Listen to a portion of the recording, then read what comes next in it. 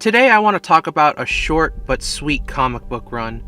A run which I'd like to call the Wallace Wood era. Yes, not Wally Wood. He supposedly didn't like that name.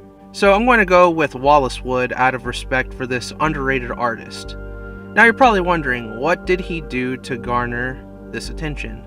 Well, other than being a fine inker on some of Marvel Comics' bigger titles, like the Avengers for example, Wallace Wood was instrumental in getting Daredevil into the big time in the mid-60s. His run only spanning from issue 5 to issue 11, Wallace and Stan did quite a bit in that time. From the start of his run in issue number 5, his art was impeccable and some of my favorite from that era. More on his art later. The Fellowship of Fear in issue 6 was a step up villain-wise, along with the drama involving Foggy. There was just one more thing to bring the title to its full potential at the time, and that was to redesign Daredevil's costume, which Mr. Wood did in issue number 7. Now, I don't hate the yellow suit like some might, seeing as it was only around for 6 issues. I actually thought it was an interesting alternative. It was a good suit, but the color scheme of it did have me scratching my head. Why yellow? I know that some may not like the suit because it looks campy, but guys, it was the 60s. Comics were still kind of campy in nature. It was a silver age. It was fun escapism. So the yellow suit gets a pass.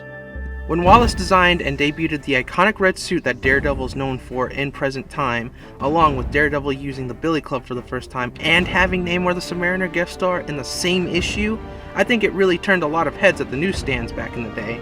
The cherry on top is that it was possibly Stan Lee's and Wallace Wood's magnum opus during this 6-issue run.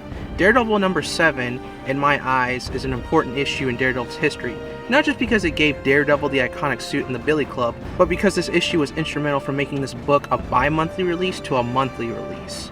Daredevil and Namor showed a lot of character in this issue, and if you want to see me talk about it more, well, I have a mini review dedicated to it. I had to do it! I had to do a video plug, true believers. Shameless Leno. In issue number 8, Stiltman is introduced, and it's a rather good read with the Billy Club given further capabilities like a snooperscope mic. The plot is moved further along when the love triangle is beginning to rise to the height of its tension. Daredevil's mythos was also expanded as we get to see Matt's setup, and let me tell you, that man has a very nice living quarters. The next 3 issues are high concept stories for Daredevil. Wallace Wood wrote issue number 10. I would talk further on them, but I'd like to do videos on those 3 issues someday.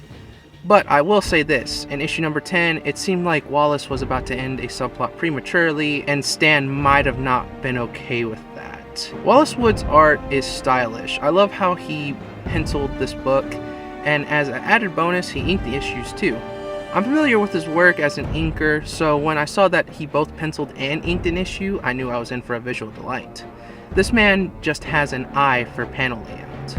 This run redesigned Daredevil's costume, added new villains, expanded on the mythos here and there, and of course gave us memorable stories and made Daredevil a monthly title after a couple issues. So it really bummed me out when this run ended so abruptly because it was so good. I don't know why it ended, maybe he had creative differences or he didn't want to be on the book anymore.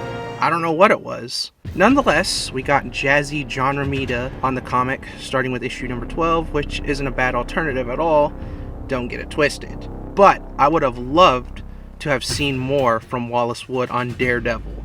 Even though his stint lasted only a few months, he made his mark and contributed to Daredevil's mythos considerably. Not many may know who he is, but I do. So, Wallace has my eternal praise. Here's to you, Wallace Wood. Your work is pure art. I'm Leno Mars of the MSA Productions crew, and as always, true believers and newcomers alike, Excelsior!